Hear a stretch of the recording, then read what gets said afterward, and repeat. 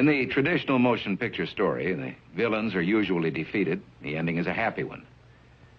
I can make no such promise for the picture you're about to watch. The story isn't over.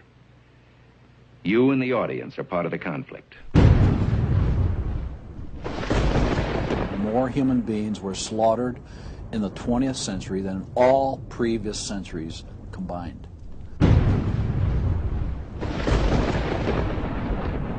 We're talking a congressional record, 135 million dead. Their entire purpose was to detach our culture from any moral anchors whatsoever. You look at the changes in America since 1960, perhaps. The whole culture has been transformed.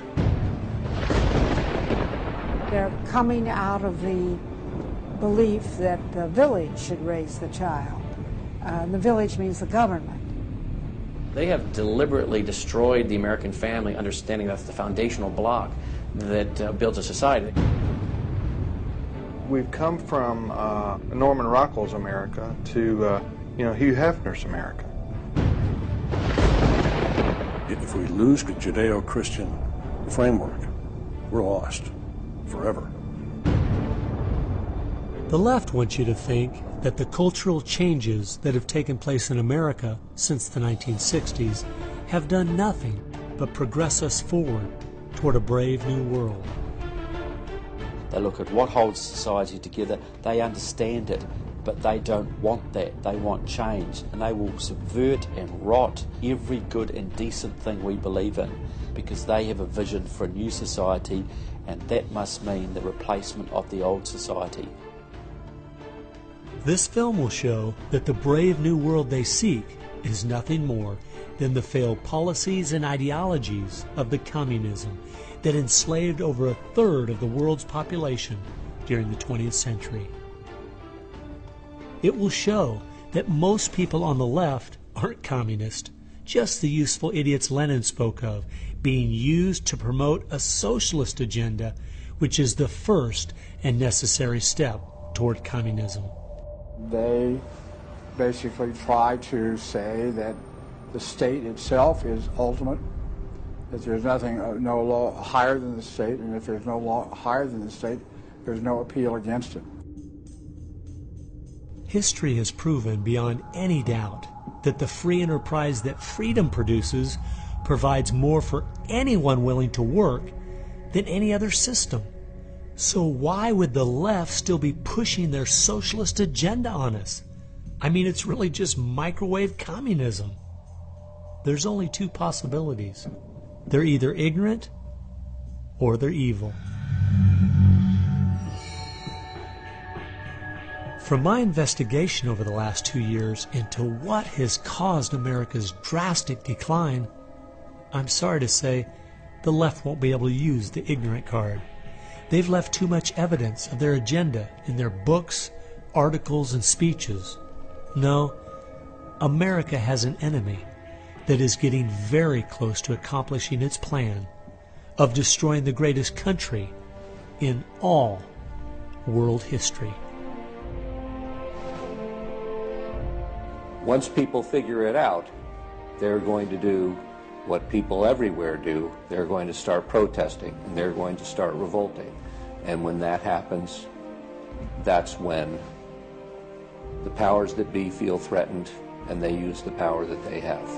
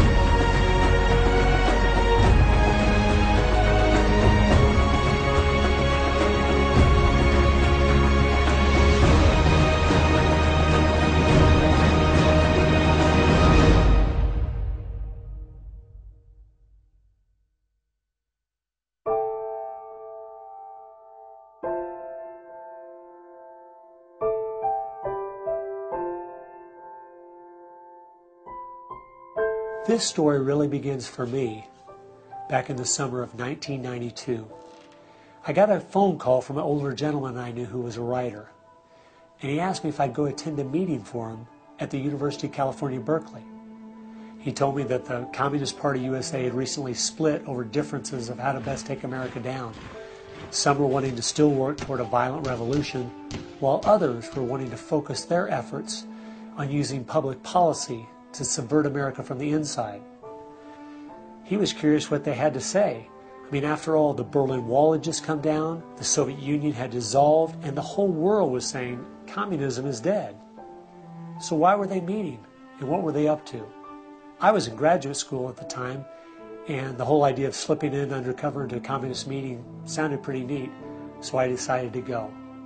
The first surprise I had was when I walked into the auditorium. I was expecting it to be filled with college radicals, but instead it was 50, 60, and 70-year-olds, grandparents, professionally dressed with briefcases, and I realized this might be a little more serious than I thought. As the weekend unfolded, I listened carefully as they outlined their plan and agenda, and how they were going to infiltrate the institutions of America to influence us in the direction they wanted us to go. To destroy our families, they wanted to promote cohabitation instead of marriage. They wanted to try to get children away into government programs at the earliest age possible. And they also said they'd like to get behind the feminist movement because they felt it had been very successful in making women discontent with marriage and motherhood. To destroy business, they wanted to get behind the environmental movement. And in 1992, the environmental movement was very modest, but they thought it was the only vehicle capable of creating enough regulation and red tape to discourage business growth. And finally, to destroy our culture of religion and morality, they said, if we can get Americans to accept homosexuality, they thought it would begin to extinguish our traditional moral values Americans held. I remember thinking at the time, this plan doesn't seem very realistic. It's not something I'll need to worry about in my lifetime. It was 15 years later, I was appointed by the governor to be a state representative in the legislature. I'd only lived in my district for 2 years, so I thought it'd be a good idea if I wrote a monthly letter to the editor. Each month I wrote on a different topic. In January 2008, as I was contemplating what to write my letter on, I thought back to the meeting in 1992, and I thought of the goals they'd outlined and where America was today, and I couldn't believe how successful they had been. Our families were totally disintegrating. The environmental movement had become the most powerful force for destroying our free markets, and hate crimes legislation was being considered in Washington, D.C. that made it a crime to even say anything against the homosexual movement. I realized people needed to know what was going on. After I wrote this letter, within days, people were protesting at the Capitol. It was a feature story on the evening news. Controversial comments have state legislators buzzing tonight. After a freshman lawmaker alleges the communist agenda has infiltrated mainstream America. It's the big story, live at 6. And over 40 letters to the editor had been printed in response to what I'd said.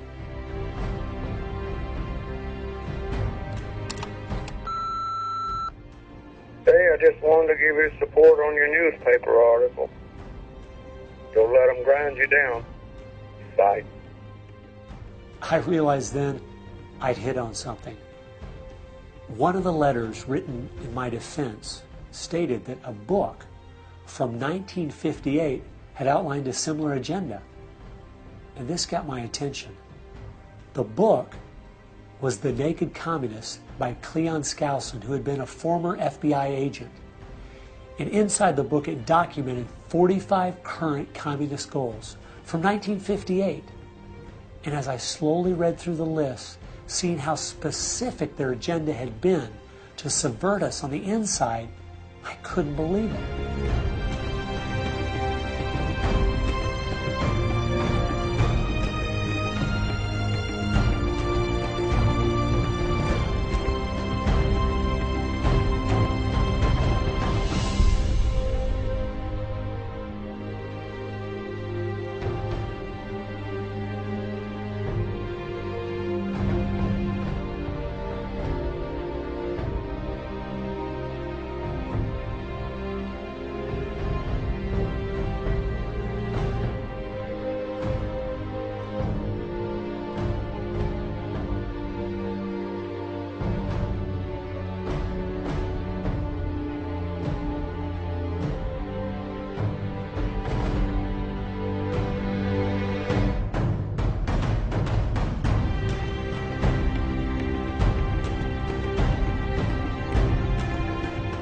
They'd accomplished almost every single one of them, and nobody seemed to be noticing.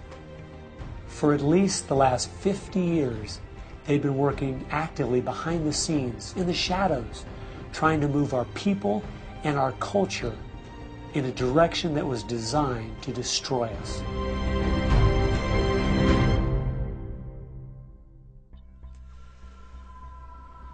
Someone needed to find out the truth of what had happened to our country. Could all of these very specific goals have been accomplished by accident? Or was there something there, under the surface, intentionally rotting away America's culture? I decided to go and get the facts from some of my favorite writers and speakers around the country. These are a few of the questions I asked them.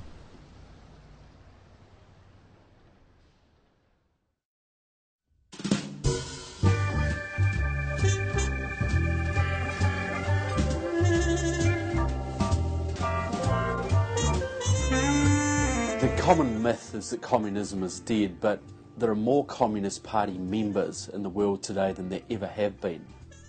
One of the things the communists are doing worldwide is not using that name. And so what we have is people with some of the same ideas masquerading in the United States under a variety of names. They're even trying to get away from the word liberal to describe them, and they're trying to call themselves progressives. If you go to the American Communist Party website, all of the programs and policies they support are progressive.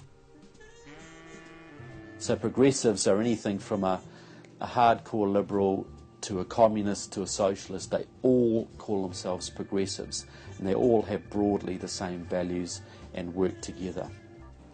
J. Edgar Hoover is called the masters of deceit. And a good magician waves one hand in the air while he's doing his dirty work with the other hand.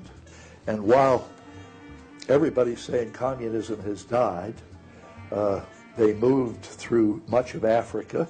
Communism is resurgent in South Africa. Into South and Central America. Right now, 6 countries in Latin America are now communistic. We have communist China, we have Cuba, North Korea, we have Vietnam. It still dominates behind the scene in Russia.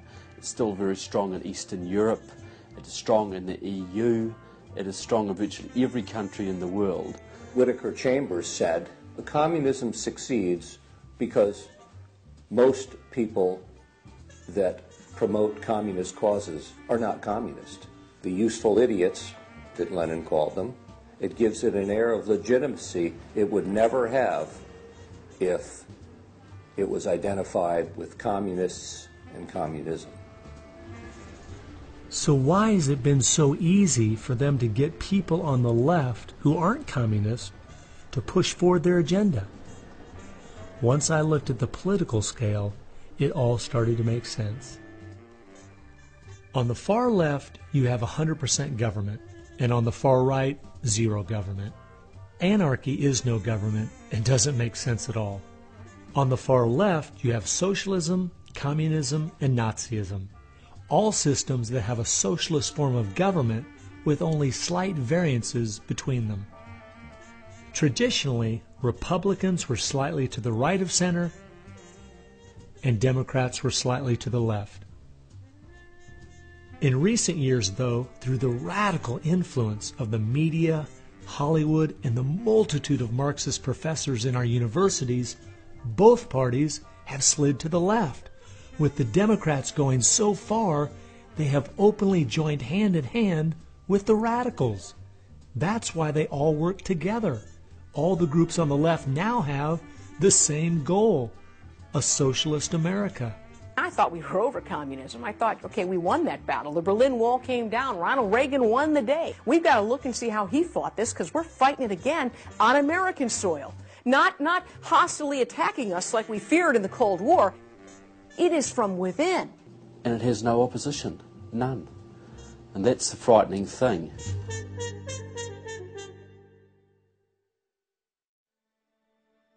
I think it's pretty clear to see communism isn't dead. They now disguise it by calling it different names, but the ideas behind it are alive and well. Almost 1.5 billion people still live in openly communistic countries. But unfortunately, most of us in America who are under the age of 50 have no idea what communism means to the people who live under it. So my next question was, what's so bad about communism? Communism is so evil. It's a completely tyrannical system. The whole history of communism is one of mass murder. Tens of millions of people brutally murdered by the communists. The mass murder of more people in times of peace in all the wars of history combined. Each of those countries where they have taken control, millions have been murdered. When you're asking for what is the legacy of Marxism, it is the greatest killing machine in all of human history. We're talking congressional record, 135 million dead due to communism. I think the real number is probably, when you add in abortions, over 500 million. The rulers lived rather well, and at the same time you had all kinds of people who were enslaved, put in prison, oppressed, so you had really the opposite of what they claimed was going to be the result of their revolutionary activities. You would think that if the 20th century was the most murderous of centuries, everyone would say, let's find out why. And the truth is, you can't even ask the question. It is verboten to ask the question because the ideas that brought about that mass murder are still being taught in our public schools today. I think one of the reasons this has happened is because there's so much confusion surrounding the word communism. Technically speaking, communism is simply the final phase and goal of socialism. And socialism is best described by two words: big government. Government controls almost everything, and they use this power to take things by force from one person and give it to another. The liberals in America sincerely believe that this isn't evil at all. It is what will finally make things fair and just. There's only one problem that pulls some of us away from this wonderful utopian vision: history. From history we see that whether it was Hitler's National Socialism or Stalin's Soviet Socialism, socialism by whatever name and in all its forms is the ultimate evil. Sooner or later, it destroys everything in its path: law, morality, family, prosperity, productivity, education, incentive, and finally life itself. The problem with socialism is that it creates the conditions for a Stalin or a Hitler to come to power.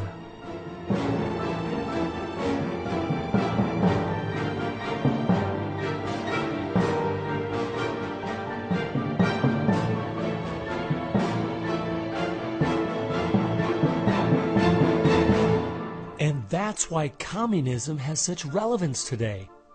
It's the final destination on the road we're traveling.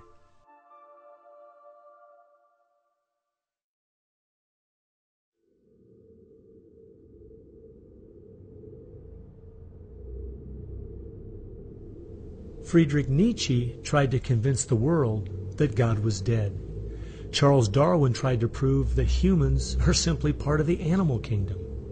And Karl Marx realized that the philosophies of Nietzsche and Darwin would legitimize his own philosophy of communism. He knew their ideas would justify the brutality and slaughter that would be necessary to implement communism worldwide.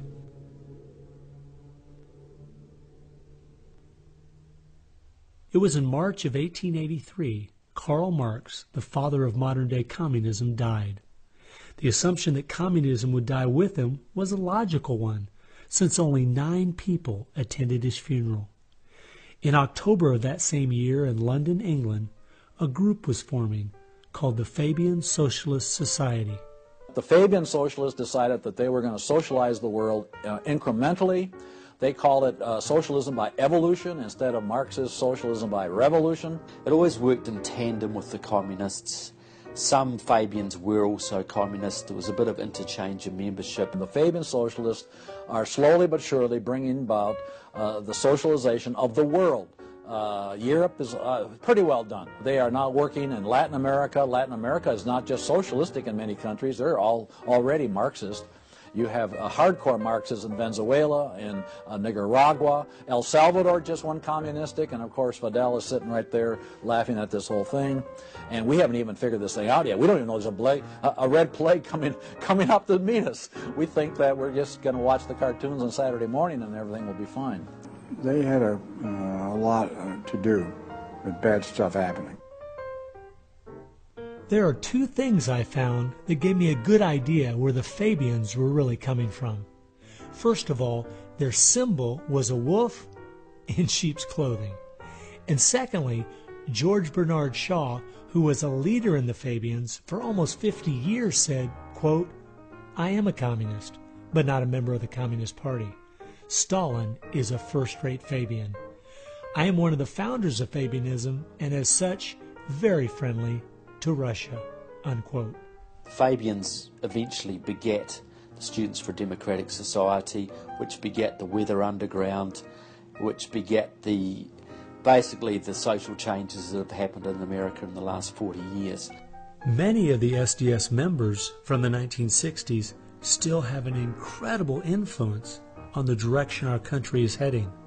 One is the Reverend Jim Wallace, who was president of SDS when he was a student at Michigan State University.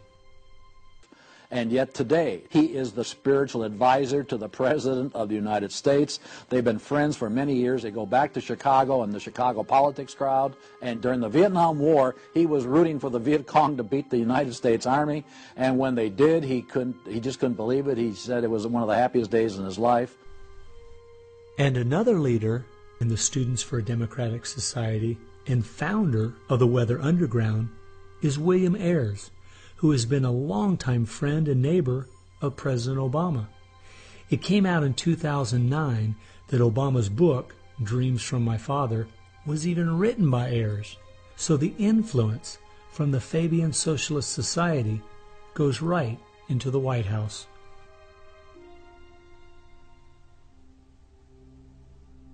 The next group I found that has seriously impacted America's culture is the Frankfurt School. The Frankfurt School was a sort of an outpost in America of European socialism. Willy Munzenberg, with a few other Bolsheviks, founded the Frankfurt School. The two leading members are Herbert Marcuse and Franz Neumann. Franz Neumann was, in fact, a Soviet agent. Their entire purpose was to stand the entire educational system of the West, and the United States in particular, on its head. Bertrand Russell, who worked with the Frankfurt School, said, "By using psychological techniques to teach the children, we will be able to produce, quote, an unshakable conviction that snow is black," unquote. They established a school here. With the help of John Dewey. He helps bring these German intellectuals to America in 1933, drop them down at Princeton, Berkeley, Brandeis, to go after education and media. Included in those goals were the teaching of homosexuality and sexuality to children, the promotion of excessive drinking, and destruction of religion in the United States. That was a big one. And they basically started the social rot. Willy Munzenberg said, "We are going to make the West so corrupt it stinks." I love spending time with my family, July 4th, baseball, and apple pie, and my mind can't even comprehend that there were groups of intellectuals back in the 1930s plotting and planning how they could make America so corrupt it stinks. There are certain lines and certain limits, and the left has always pushed it as hard as they can, as far as they can, and will protect any pornographer, any deviant, any negative cultural form they can find. basically to degrade the culture. And that goes right along with the feminism of today, which was part of the Frankfurt School's desire to destroy a patriarchal society for a matriarchal society. In other words, remove the father as the loving provider, discipliner, discipler, leader of his home, where you instill virtues and integrity and modesty. That's been broken down on purpose because they knew if they could destroy the family, they could destroy a nation. And instead of having a father who leads and disciples and protects the home and provides for the family, the government steps in as a nanny state. The Frankfurt School developed the concept of cultural Marxism. Penetrate the culture, take it over, and then everything else will follow. And of course they did that, and today we've had a complete cultural revolution. As many people in America are familiar with the phrase "make love, not war," that actually came from Herbert Marcuse, who was with the Frankfurt School. So these guys went after education, they went for media, and they've been very successful in changing the entire worldview of Americans through what they call political correctness, but it's really cultural Marxism, with the goal being to destroy Christianity, then create chaos, and then move to their ultimate goal, which is from cultural Marxism to traditional Marxism, which is socialism. Most of the strategy to remake America from within started with Antonio Gramsci, who wrote over 2,000 pages back in the 1930s outlining how to take a Judeo-Christian culture down from the inside. The plan he suggested has been the main focus of the left ever since. Antonio Gramsci was a neo-Marxist philosopher. Antonio Gramsci was an Italian communist. Antonio Gramsci is probably the biggest troublemaker in the world. He's probably got more responsibility for our social ills than anybody else on the planet. He knew of the importance of undermining the morals and the character of this country. Because America had a strong Christian heritage, you had to attack the culture. You had to change the culture. Even to pornography, into areas that most people normally wouldn't accept. He said that we're going to destroy the West by destroying its culture. We're going to infiltrate and we're going to turn their music, their art, and their literature against them. That means that you penetrate the universities, you write the books, the novels, the poetry, the music, the book reviews. And once you control the culture, then you can sort of shape the thought of rising generations. He differed with Marx. Instead of, for example, destroying the church and the other basic institutions, he said infiltrate them and use them to change the culture. What Gramsci had to say was that this is the way that government is perpetuated and society is perpetuated, is through these churches, because they set the standards, they set the framework of the way people live, of rules, how a family should be structured. He didn't want a revolution on the streets that would be overturned by the police the next day. He wanted to change society over the long term so that we'd have a revolution without us even realizing it, basically. And the communists have been very effective in promoting their ideology in Hollywood, in the mass media. And I think he was quite right. I think that's exactly what has happened. I think that's the way it's worked. I think it's working that way now. And that's where a lot of these people come from. And that's been the big success story of communism in the last 50 years. It's the professors, it's the educationalists, it's the journalists. They are the shock troops, the Gramscian shock troops of the future.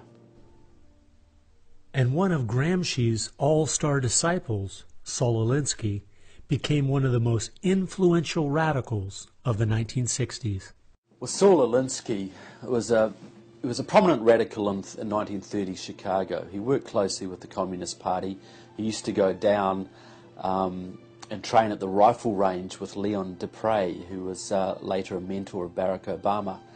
And they used to train to shoot because they knew the revolution was just around the corner.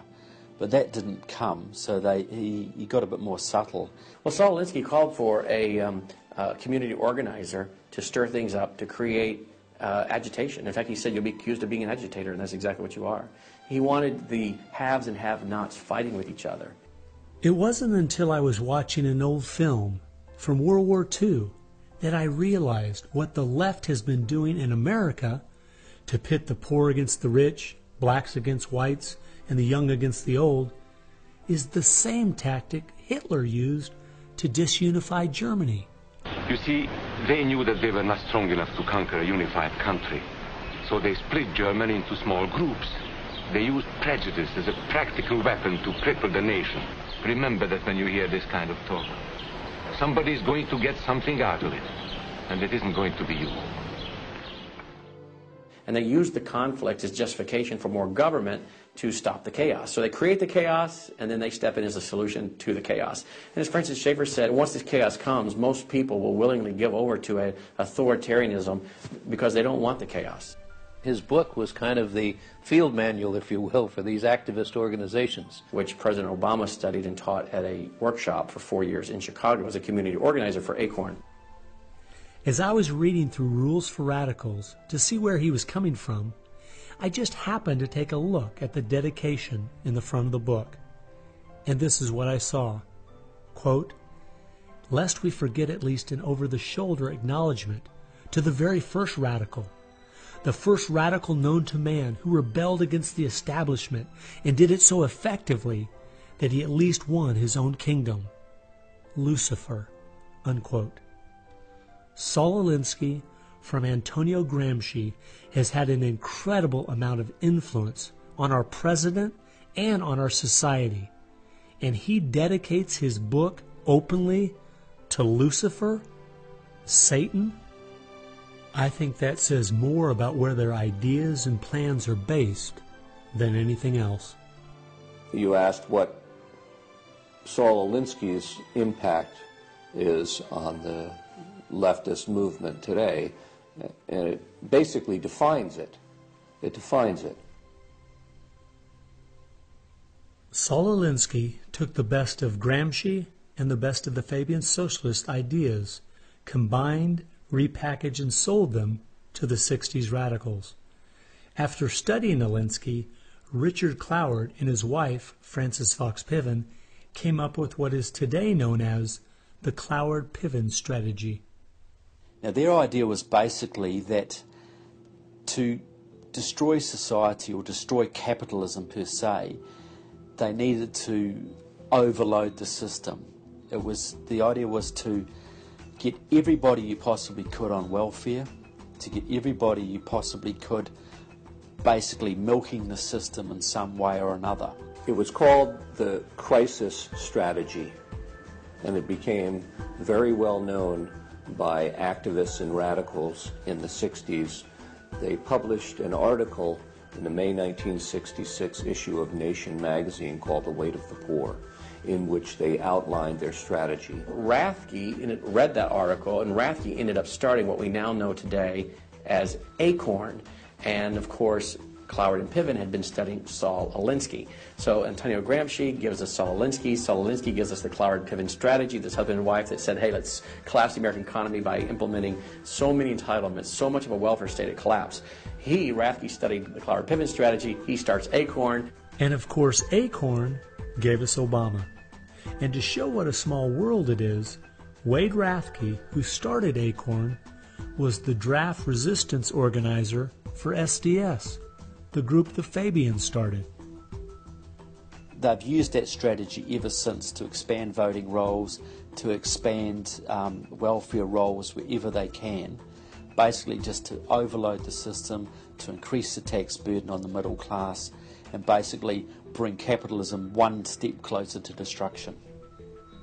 I guess we shouldn't be surprised that we still have open borders, that so many people are dependent on the government, and that the left keeps pushing these programs when all they've done is tear apart the black families in America and create generational cycles of poverty. The last group that has worked alongside the Fabians and the Frankfurt School using Gramsci's approach is the Communist Party USA.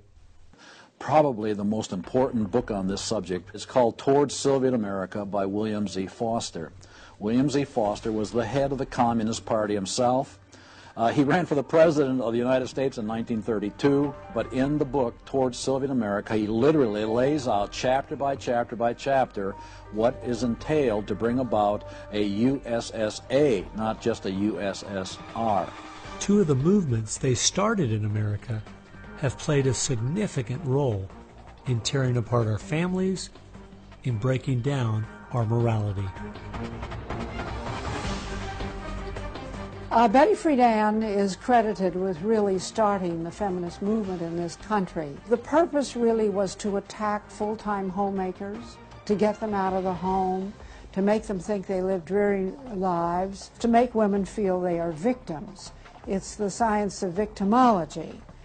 And that is so unfortunate, because the American woman is the most fortunate class of people who ever lived on the face of the earth. And to try to tell them that they are victims of an oppressive, unjust patriarchy is just a grievous lie. But unfortunately, they are teaching young women that and have been doing it for many years. While Betty Friedan was pushing her book, Feminine Mystique, she implied that she was coming from the point of being a frustrated housewife herself and just wanted to be a help to other women. But later, in the 1990s, it came out she was in fact a radical propagandist for the Communist Party and a staunch supporter of Stalin. So when she had described the American family as, quote, a comfortable concentration camp, unquote, it wasn't because of her experience at home.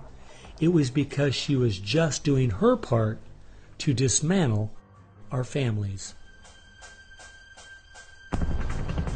I'm a student of communism, and the communists set up various groups and various societies. Their society that they set up to promote homosexuality in this country was called the Mattachine Society.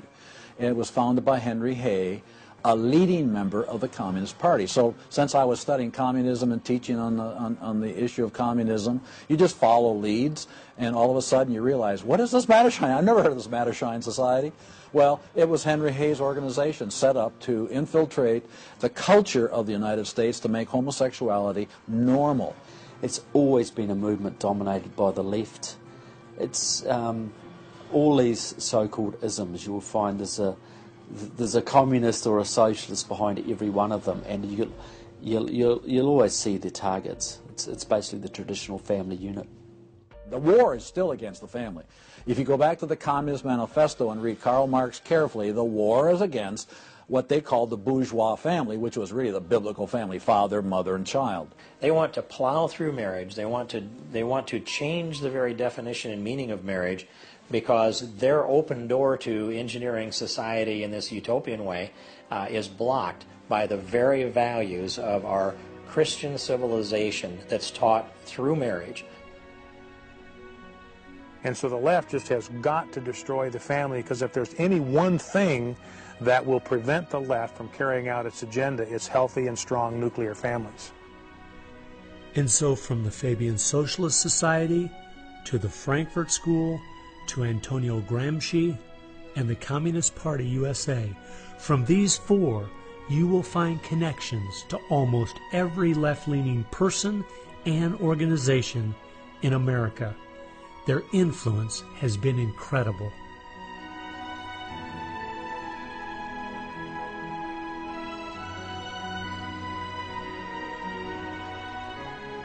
It was in the 1960s all the groups on the left seemed to realize Antonio Gramsci was right. In a Judeo-Christian society, you will never be able to persuade people to rise up in a Marxist revolution and start killing each other off. The only way to take the culture down is through penetrating the institutions of influence to change the people from within.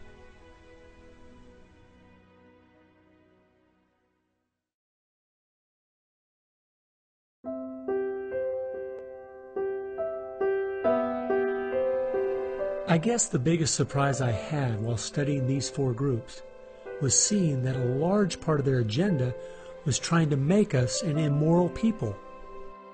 The communists knew in the 1930s and since that time, and the leftists know today, that if you can break down the cultural traditions, the basic rules of morality, then it's much easier to move people in different directions that are counter to the good of society.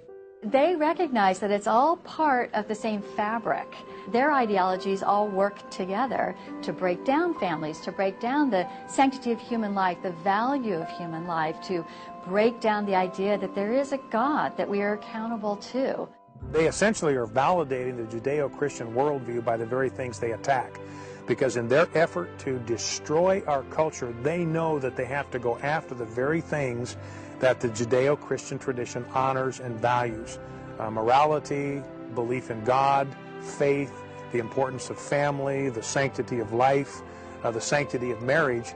It's amazing our enemies could see our morality was our greatest strength. And yet so many Americans don't seem to get it. Morality is simply having the character to do what you should do instead of what you have the freedom to do. And that's the only way freedom works. A people cannot be given freedom without morality, or they will self-destruct. And that's what we see happening in America today. The bottom line is freedom and free enterprise are simply fruit on the tree of morality. Our founding fathers clearly understood this principle, and so do our enemies.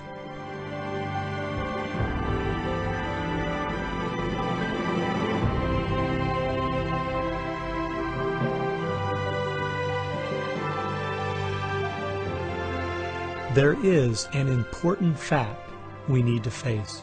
If we had Ronald Reagan as president, low taxes, and a strong national defense, the ship certainly wouldn't be sinking as fast as it is now, but it would still be sinking. A booming economy doesn't take care of the major problems we face. 50% of all marriages end in divorce. 40% of all children born out of wedlock. Over 3,000 women a day aborting their babies. 19 million new cases each year of sexually transmitted diseases. Schools that teach the children everything is relative. There is no right or wrong. And the list goes on and on. I recently read in our local paper that over the last 12 months, almost 7% of all high school students in my state tried to commit suicide. Our society is falling apart, whether we want to admit it or not.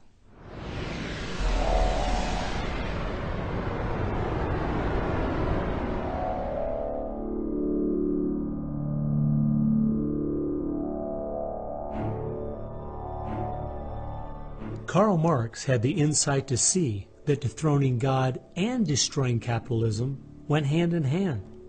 As you attempt to dethrone God by erasing the morality in a society and destroying his institutions, the family and the church, you are destroying capitalism. Because as the families fall apart and the church loses its influence, society starts to crumble. And then government has to expand to pick up the pieces. The question, as Whittaker Chambers put it, was God or man? God or man? Karl Marx was an atheist. Marx's philosophy was that people existed for the benefit of the state. What Marxism did and does, and all the other isms of the modern era, is to try to dethrone God by deifying man. You have to discredit God. He's your competition. The 20th century ushered in several ideologies that sought to devalue God and elevate man. Communism, relativism, humanism, they all deny that there's a God, and they claim that by doing so they're really elevating man. But if you look at how each of those philosophies end up working out in real life, there are always some classes of human beings that don't deserve the same value or rights as anyone else. To turn it around, to believe in freedom, the way we have been raised, you have to believe that there's something precious about every human person. And of course that's from the Bible. Imago Dei, we are all created in the image of God. Therefore, every human being is entitled to respect and dignity and freedom, and that is distinctive to biblical religion. You don't find anywhere else. Almost all the ideas that have made America such a unique and great country our founding fathers got straight out of the Bible. I guess that's why the left only has a problem with one religion, biblical Christianity. They never complain about separation of church and state when it comes to Islam, Buddhism, Hinduism, or any of the other religions. In fact, a couple years ago, the Dalai Lama came to my town, and during the school day, at taxpayers' expense, thousands of our local school children were bussed in to hear him talk. I wonder if they would ever do that for someone like Billy Graham. No, they must destroy the Bible's influence in America so they can step in with big government in its place. It's an age-old question. Are we going to believe in God, or are we going to play God ourselves? Essentially, for the left, the choice that they see very clearly is people are going to depend upon God or they are going to depend upon government. They want people to depend upon government, so they have to destroy faith in God. At its core, it's a rebellion against God and God's laws.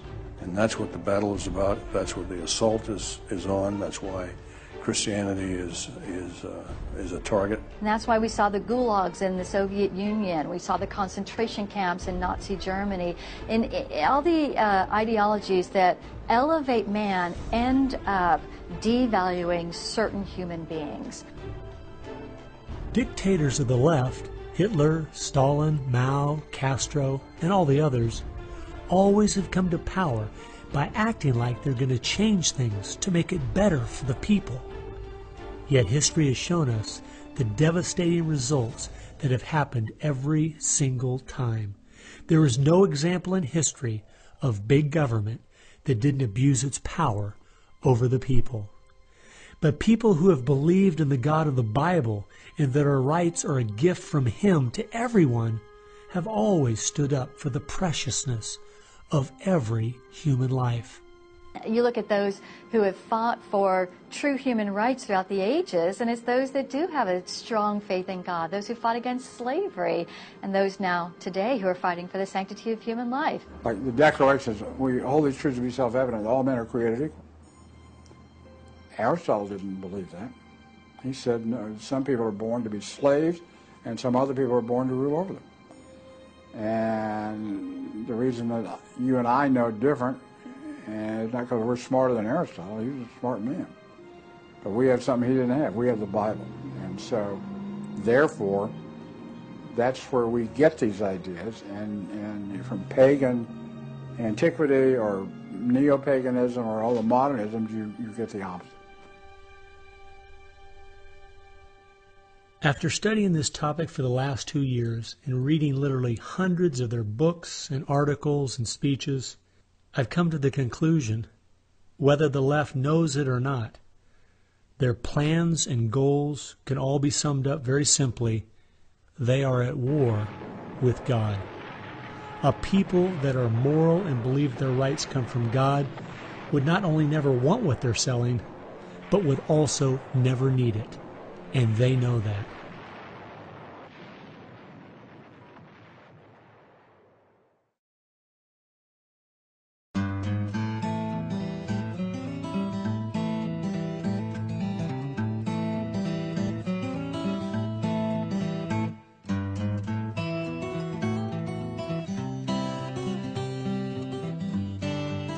It's obvious if you're trying to subvert a country, you want to control the news. You want to control public opinion. And a lot of people realize, well, there's a biased media, and most people know that. Even the Washington Post admitted it. Yeah, we were biased for Obama, so what? And when you enter into the equation, so what?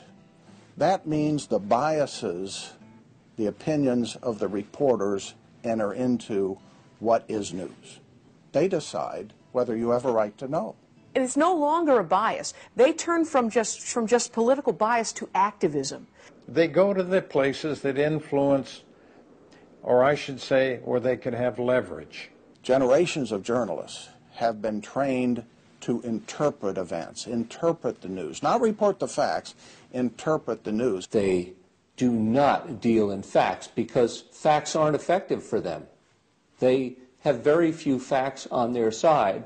They've gone into and penetrated these major areas to where they can influence it in the direction they want to go. We've seen a massive shift away from old-fashioned objective news reporting to what he called interpretive reporting, what others call advocacy journalism. And it's advocacy for a cause. And as a result, we have a news media in the United States that is extremely liberal at the present time. Which was a major, major goal, to control not merely the newsprint, but the television media and Hollywood. Stalin said himself, if I could control Hollywood, I could rule the world.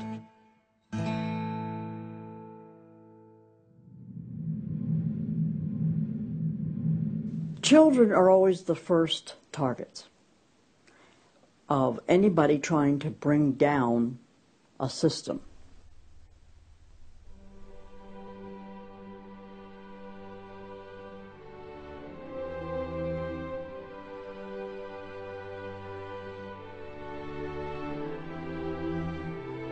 John Dewey is believed to be the most influential man in the whole area of public education.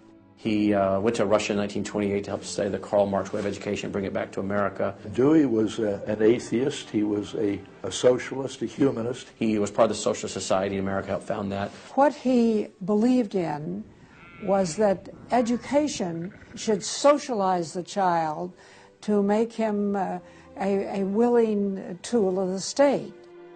It might be surprising to some that the man who is still idolized as the father of public education in America is the very man who did everything in his power to dumb down our children so that they would willingly accept his vision of a socialist America. It started with Dewey in the early 1900s. It expanded, really expanded since the 1960s. The hard left gets control of the teachers' unions and the training colleges. If you've got those two institutions, you can pretty much dictate all educational policy. The people who were demonstrating against our country and against our government in the 1960s have now become tenured professors in the universities. So they're the ones who are writing the textbooks, teaching the teachers, running the teachers' colleges. And it's self-perpetuating, because once you have the universities, then you train more cadres and more and more and more. And they discovered that they could do more to remake our country by going into the schools than they could by throwing bombs. I believe the average patriotic American underestimates the importance and influence education has on their children. That's how the large majority we had in 1980 to elect Ronald Reagan in a landslide has been lost. It's not because the other side has had lots of children. No, they're aborting theirs. But instead they're capturing ours through the propaganda they teach them, 7 hours a day for 13 years, and even longer if they attend college. We are losing most of our children to the other side because of the anti-American, anti-God, and anti-free enterprise rhetoric they are filled with in the government schools. Government schools are not teaching basic reasoning processes. They're not teaching logic. They're not teaching actual data of history and science and mathematics. And if your education is rather limited, then you're inclined to believe that government can be the solution to your problems. When you look at the desks in the schoolroom, you'll find 4 together, or maybe a table, they sit around a table.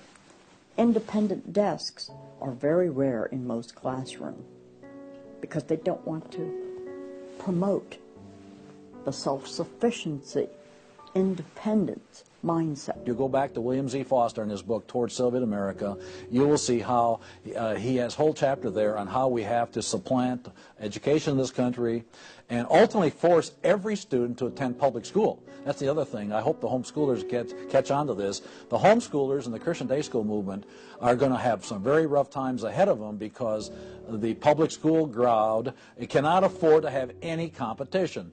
And they're being given plenty of competition by the homeschoolers right now. You see the effects of that in lowered educational standards. There's no more studying of the classics or studying of the civics or you know, how the US Constitution was formed. It's all progressive education.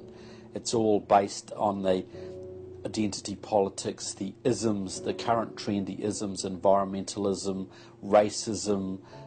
They're training them for the collective, and a collective mindset and a dependency mindset. And it seems that they, again, want to have people be uneducated, so then they do become wards of the state. They're dependent on the government to provide everything for them. It's under 10% of kids believe that there is an absolute right and an absolute wrong. And why are we surprised? We've sent our kids into this government system that indoctrinates them, that teaches them about tolerance and diversity and multiculturalism, and not about reading, writing, and arithmetic, not about what our founding fathers had to say. It's consequences. Few would argue that the education the children are receiving in the public schools is pathetic at best. But with the amount of tax dollars we spend each year, over twice as much as it would cost to send the students to private school, why do we allow this to continue? The group that my investigation led me to, that seems dedicated to making sure the children don't get a good education, was a real shocker. The schools are pretty much controlled by the Teachers Union, the National Education Association. If you look at their platform and goals, you would think they were a socialist or almost communistic organization. They are for the entire feminist agenda, starting with abortion on demand, tax-funded abortions. They're for the whole gay rights agenda. They're for the whole globalism agenda. They are extremely anti-parent.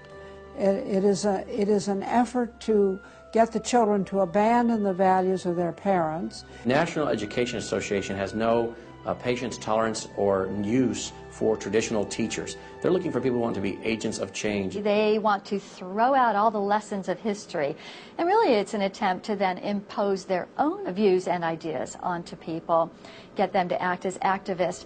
If you control those institutions, then you can control everything else.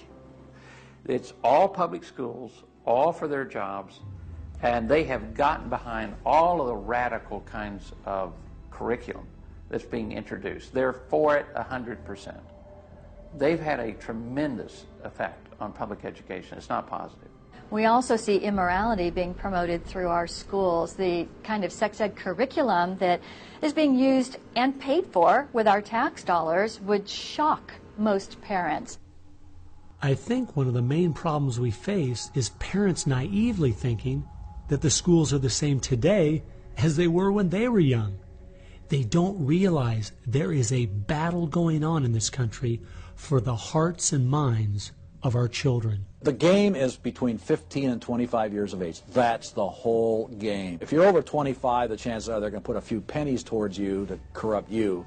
But their game right now is to corrupt the 15 to 25-year-olds or less. And right now they're down in the first grade with Heather Has Two Mommies, Daddy's Roommate, Gay Pride Parade, and now by 8th grade they'll pass out condoms in school colors because that's so patriotic. And it's perfectly obvious that you get a hold of the child early, you can change his values away from his parents' values and get him to follow you. And they're very open about saying that. The National Education Association has passed resolutions saying they want children from birth. Isn't that interesting? The Communist Manifesto also thought the state should take control of children at birth.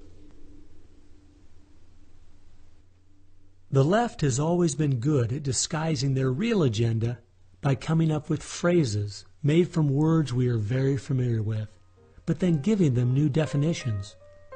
Social justice is the current phrase of choice and is being used to teach children the failed Marxist ideas of yesteryear are what they should strive for today. We see social justice curriculum today, which is the buzzword for communism, socialism, Marxism, which Bill Ayers is teaching. It's in many of our colleges, and the social justice curriculum is being taught in high schools all over the nation. Justice is good. If you then start calling it something blank justice, then you're modifying it.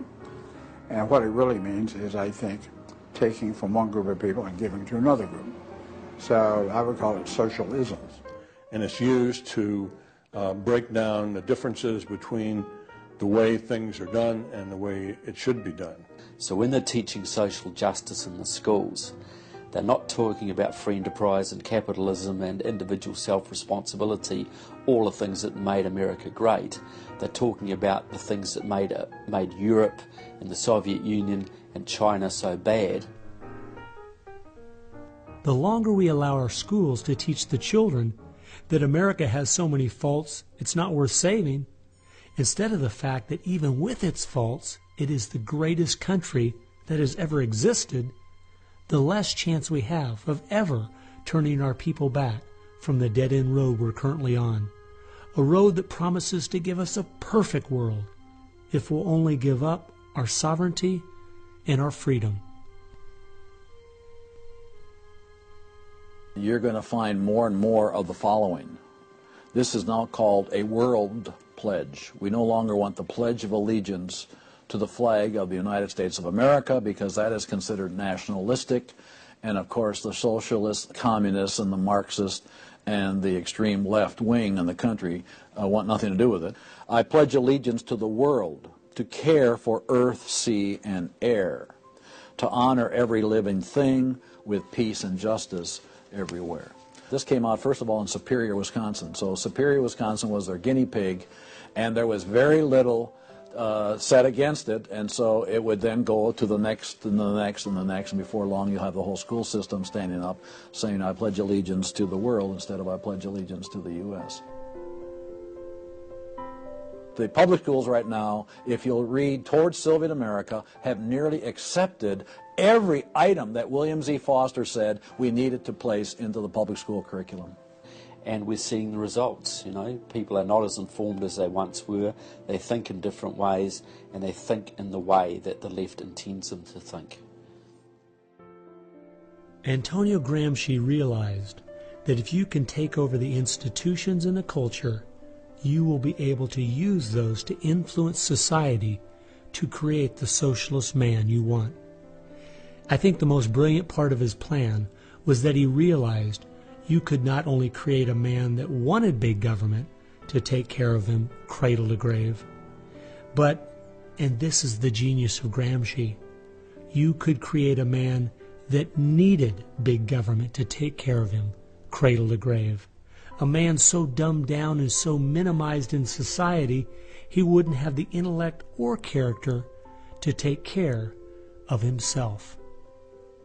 The reason this is so deadly for America is that once we have a certain percentage of the population in that category, our limited constitutional form of government is no longer possible because too many people won't be able to exist in that framework.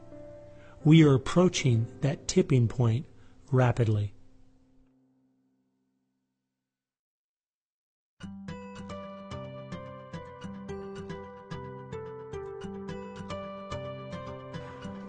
If you can persuade people that government should be in control of the distribution and use of energy, you can persuade them, or rather, you have persuaded them of the necessary and sufficient condition for government control of the most intimate aspects of our lives.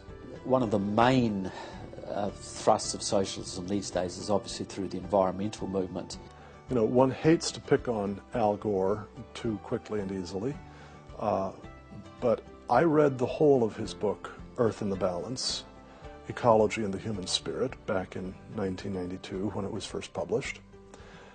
And if you know anything about the history of political philosophy, you read the last chapter in that called A Global Marshall Plan, and you understand that there is no way to implement what Al Gore was calling for in 1992 in that book except by means of totalitarian world government. Patrick Moore, who was a co-founder of Greenpeace, and he was a very dedicated environmentalist, quit Greenpeace when he realized that it had been captured by radical leftists who were intent on using the environmental movement as a vehicle to destroy capitalism. How many factories work when there's a power outage? None. You want to hurt business, you want to drive down industrial production, you just drive up the prices of energy, you just diminish its availability, and the easiest way to do that is to make people scared to death of the cheapest forms of energy, which are fossil fuels, oil, coal, natural gas, and nuclear energy. They had already made people afraid of nuclear because of irrational fears of nuclear reactor meltdowns, which were physically impossible anyway. But then they had to figure out a way to make them afraid of fossil fuels. Well, the way to do that was to say they're going to cause catastrophic global warming. So I used to think this was just one great big distraction. If they want to put their energies toward the environment, but now I see that this is now being turned around and used as a tool to further a socialist agenda. Charles Rubin, a political scientist who wrote the book The Green Crusade, has told this story extremely well. Environment comes from a French word meaning surroundings. Well, now, what is surroundings? Everything around you, right? And so, as Rubin points out, environmentalism is literally everythingism. And so, if you were a socialist, committed ideologically to the notion of government having control of everything about our lives, and you saw that you were losing the contest in terms of the creation of wealth and its distribution to capitalism, you had to find some other basis on which to promote your vision of government and to pursue its implementation. Environmentalism, or everythingism, was the perfect card. In December of 2009, when the ClimateGate scandal broke open and it became public that even the leaders of the movement knew the whole global warming idea was a farce, it wasn't them just having bad data. We as Americans knew once and for all that this movement was simply part of their agenda. It's my guess that regardless of the evidence that comes out against them, they will not let this tool they have waited the last 100 years for go to waste. A tool that gives them the absolute power and control they want, but allows them to get it under the guise of saving the planet.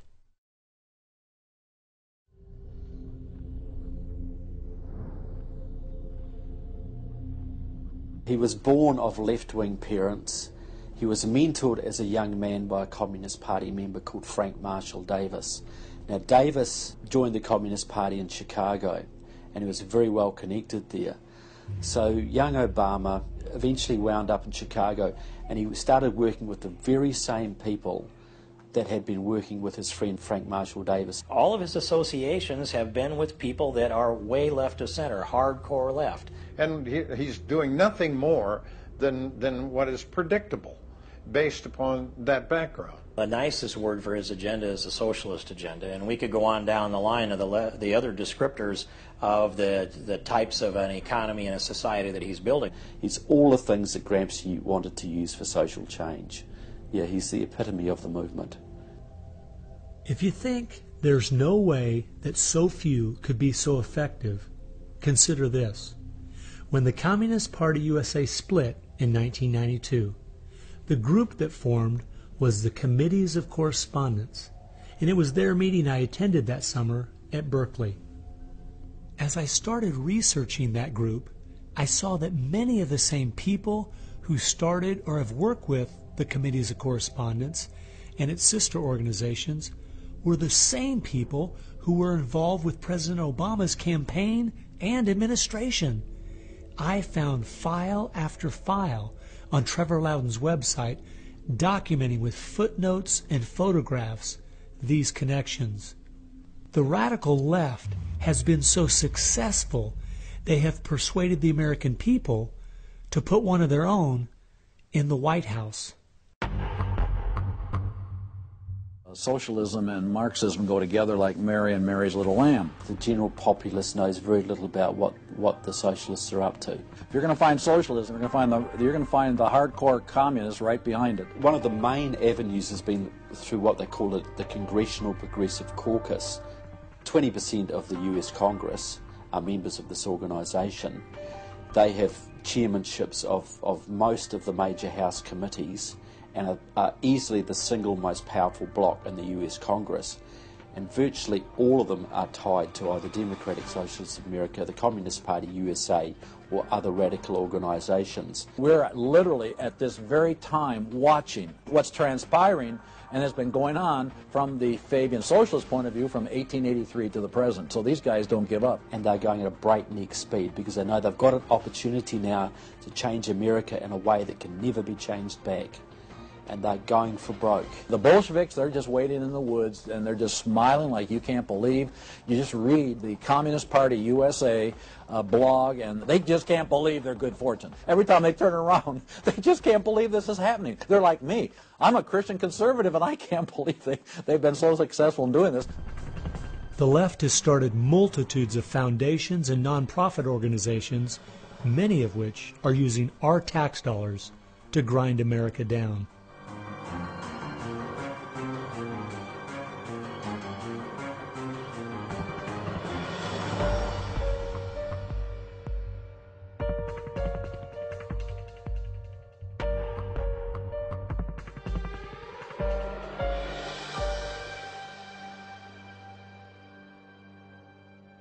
They use all kinds of patriotic words to masquerade an extreme leftist orientation, which, if anything, would enslave the people in the same kinds of things with the same kind of ultimate results as communism had. The communists will let the socialists go so far, and then ultimately the communists really turn on their fellow socialists and they wipe them out too.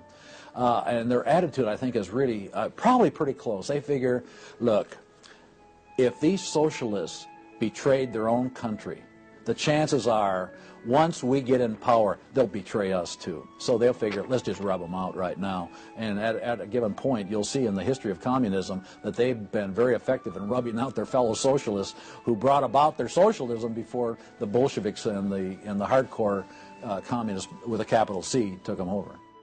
One thing we do really have to recognize is this is a domestic enemy. This is not just people with different ideas. These are not just nice folks who have funny, silly ideas that they will eventually figure out are just not very mature. No, these people are dangerous, dangerous enemies, and they are intent on overthrowing this country and imposing a socialist system that will mean extreme hardship for the vast majority of people in this country. That's true with them constantly seeking to re-engineer society so they reach this level of utopian perfection. Where we, on the other side, we advance the idea that this is about the cause of freedom, and if it hadn't been for Jesus Christ, there never would have been a United States of America, because the inspiration for freedom drove our founding fathers. They were informed by their faith, and I believe guided by the hand of God.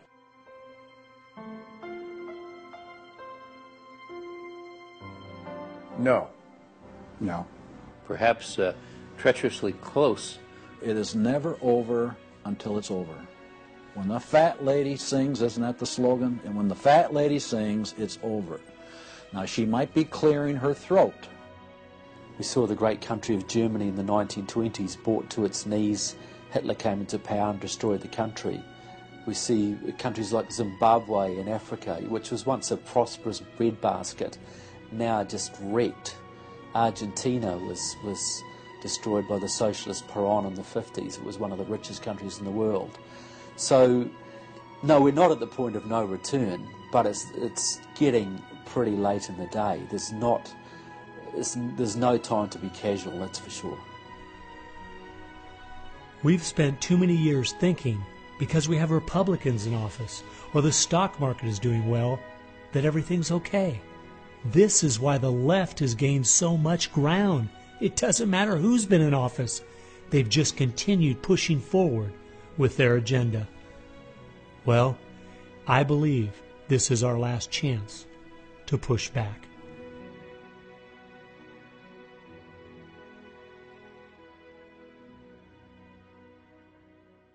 If people are looking for something to do, we have our work cut out for us. I believe one of the things that we can do that will have a profound impact in changing America is praying. As soon as we get off our knees, we need to get on our feet. Become educated about what's going on in the country. Spend time reading, understand their philosophy and their goals. They have to master this documentary. They have to go over it a dozen times. It might be having a monthly movie night with family and friends, watching one of the many great documentaries out there about what is going on in our country. One of the things that I think people in the United States who believe in our country, believe in our values, can do, quite frankly, is stand up for those values, to make their views known. And there's times that you got to speak up, and you've got to call things what they are. We need to be willing to be criticized and to not be silent because of the criticism. It was Martin Luther who said, if we're faithful on all battlefronts besides, it's precisely where the battle's the hottest, then we're traitors to the cause. I like the quote by Abraham Lincoln, who said that silence makes cowards out of the best of men. And we got a lot of people that need to be speaking up right now. We have an obligation to speak the truth about the policies that are taking us 180 degrees from God's will. Expand within your church. Expand within the people you have contact. Bring them up to speed and knowledge on what's going on. We need to organize those around us by simply mobilizing the unique groups of people we are in contact with and being their source of information. We can have an extraordinary effect. Lenin said that the organized minority will beat the disorganized majority every time.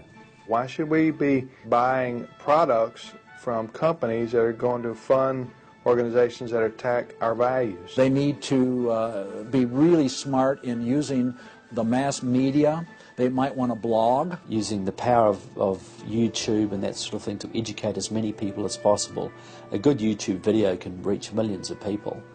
And if Susan Boyle can do it, why can't we? If you do the right kinds of things on YouTube that are creative and do them frequently, you can drive a message through society, influencing millions at almost no cost. We need to be the people who graciously but consistently make contact. And express to those folks we elected what we want them to do, and what we believe in, what we think is right. And if they don't follow those things, then we need to make efforts to get them out and get other people in that will. Pick the good ones and stick to them. Don't waste your time on people who won't stand up for their country. All the others are making contact. The people who really want to honor America need to make contact. We also need to be influencing our own families. We've got to teach our own children and grandchildren the difference between truth and error, why they believe the things they do, and the true source of America's greatness. If what we're talking about is true, the most important thing we can do is protect our young, because that is where all of this is leading. They need to get that younger generation under their belt. And more parents are going to have to say, they're just going to have to sacrifice and take responsibility for their kids' education, because that's really where it starts, to impart that belief. The Southern Baptists, we're seeing that 85% of their kids, after they get out of their home, are essentially rejecting their faith, rejecting what they were taught. And of course, I think the reason for that is because their parents didn't have a lot of influence over them. I believe the public schools are the greatest cultural influence in this country. You homeschool your kids or get them in a Christian day school. If there is any way at all, homeschool your children. Homeschoolers out-test everybody. Our children need to be taught from Scripture a properly biblical worldview. That requires time. It requires effort. It requires purpose. Our minds should be the sharpest minds in the world. We need to work within our family to educate our children on what kind of country they live in and build their faith, and then get involved. The left has been working for decades to push us away from God and His laws, and we need to be willing to sacrifice whatever it takes to turn our country back to Him. Throughout our history as Americans, though, there has always been a great price to be paid for preserving, protecting, and defending this great land. the people who built America paid a great price. The people who went to war for our nation, boy, did they pay a price. And one of the American values was, we will pay a price for what is right. We will give of ourselves, even if it requires the giving of our lives. That was an American value. That's why it is such a heroic and honorable thing when a soldier defending us pays that price. That's like when you go to Arlington Cemetery in Washington, or the Tomb of the Unknown. You stand there and you say, this is America. We were the people who so believed in these values that it's an honor to stand for, even if it can cost you your very life. One thing I think we do need to remember, though, is that as we look at those we consider to be heroes in the past, they weren't people who just went along with the status quo. They weren't people who were just saying what was accepted at that time in history. They were people who were rising up above the evil that was being committed in their culture at that time. That's why they were heroes, because they weren't like everyone else. Never, ever lose sight of the power of one individual American. They can have an unbelievable magnifying effect just by the very fact they make up their mind to do so. The hope is in this, as Francis Schaeffer said, that as the dull ache of the human soul can no longer be filled with material prosperity, people are going to turn to spiritualism, whether it be pagan spirituality or biblical Christianity. We know, according to the Denver Post, June of 2008, pagan spirituality is doubling in America every 18 months. So we better get out there, because I'll tell you, pagan spirituality and Christianity will both get you to God. But one will get you there as your judge, as your Savior. If we humble ourselves, we fall to our knees, if we seek His face, we pray, and we turn from our wicked ways, then we have a chance for God to hear from heaven, to forgive our sins, and heal our land. And if we are being judged, then we need to use this as an opportunity to show people that this judgment in this life is nothing compared to the judgment that's to come, that's eternal, and really make them understand the importance of fleeing God's wrath by accepting Him, repenting of their sins through faith and repentance. I believe that's the only chance, the only hope we have as a nation. Hope is not found in rhetoric. Hope is found in God, the God of creation. And you know what? Our founders were in covenant with that God.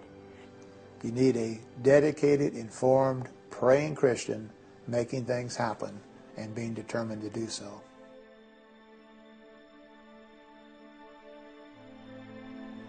Time has only allowed me to present a fraction of what I found. The reason I called this film Agenda is because I wanted to make a clear distinction between what I was researching and all the conspiracy theories out there. The dictionary says a conspiracy is an evil plan formulated in secret by two or more persons, but an agenda is simply a list of things to be done. At every turn of my investigation, I have found agendas by people and groups of the left outlining their plan in their own words. They've been doing most of this right out in the open. Some of you might be thinking, these Marxist ideas aren't the most serious threat we face. What about militant Islam, our open borders, the national debt, or even China? Well, I agree. America is facing so many serious threats right now. But the reason I believe this is the most dire is because it's destroying us on the inside. Through the political correctness and dumbing down, it's causing us to lose our ability to call evil evil and stand against it. I fear for our country. If we go along business as usual, not informed, not aware of what's going on, then the very small minority that have a plan and are great at organizing the uninformed and misguided will make sure their plan is carried out. I hope you realize it won't just be your children and grandchildren that pay the horrific price of living in the society they're trying to create. No, it will be far worse than that. Every time a civilization goes down or a country goes down militarily or economically, somebody else fills the gap. Now, if you look around the world now, it's going to be China, which is massively arming. You've got Russia, which is becoming increasingly belligerent. You've got the radical Islamic world, which works hand in glove with the Russians and the Chinese all the time. You've got a virtually red Latin America. You've got a neutral socialist Europe. So America hasn't got a lot of friends left in the world. Now, that's just not going to affect America. That's going to affect every single remaining country in the free world. Who's going to stand up to China if America doesn't? Who's going to stand up to the Russians? Is Europe going to do it? Australia, New Zealand, Canada? Not a chance. If America, and this is the point I think Americans need to comprehend, if America goes down economically, it will go down militarily. If America goes down militarily, we all go down. The free world is finished, and it will be finished for a very, very long time.